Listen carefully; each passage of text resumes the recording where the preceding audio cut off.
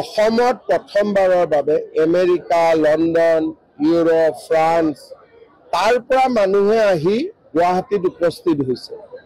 এইটো আমাৰ অসমৰ বাবে এটা গৌৰৱৰ দিন যে আমি এটা ইণ্টাৰনেশ্যনেল ডেষ্টিনেশ্যনত পৰিণত হৈছো আৰু বহুত টুৰিষ্ট আহিছে। তেওঁলোকে এদিনতে ঘূৰি নাযায়, অহা ৪-৫ দিন তেওঁলোক অসমতে থাকিব। সেইকাৰণে মই ভাবো যে এই গোটেইবোৰ কাম আমি যি কৰি আছো সকলোৰে এটা পজিটিভ ৰিজাল্ট আছে, পজিটিভ ইম্পেক্ট হ'ব অসমত।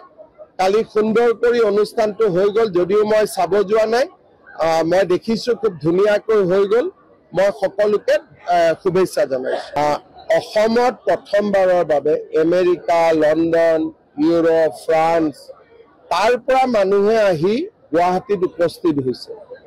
এইটো আমাৰ অসমৰ বাবে এটা গৌৰৱৰ দিন যে আমি এটা ইণ্টাৰনেশ্যনেল ডেষ্টিনেশ্যনত পৰিণত হৈছো আৰু বহুত টুৰিষ্ট আহিছে। তেওঁলোকে এদিনতে ঘূৰি নাযায়, অহা ৪-৫ দিন তেওঁলোক অসমতে থাকিব।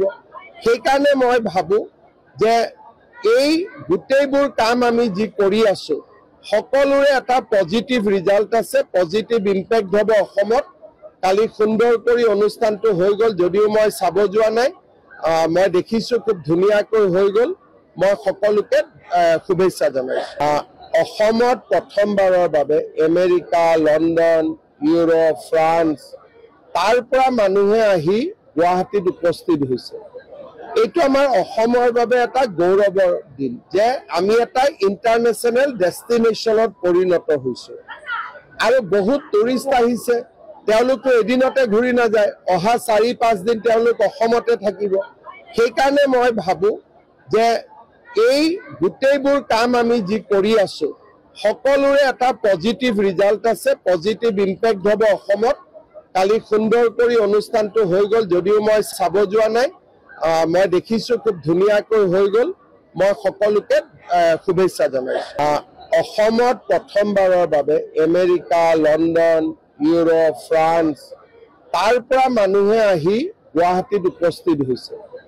এইটো আমাৰ অসমৰ বাবে এটা গৌৰৱৰ দিন যে আমি এটা ইণ্টাৰনেশ্যনেল ডেষ্টিনেশ্যনত পৰিণত হৈছো আৰু বহুত টুৰিষ্ট আহিছে।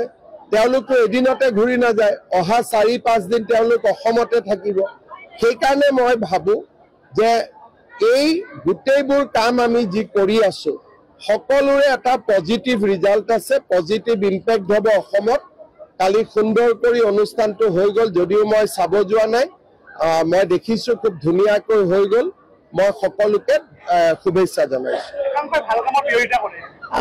ঠিক আছে, তথাপিতো আমি আমাৰ কামবোৰ কৰি আছো।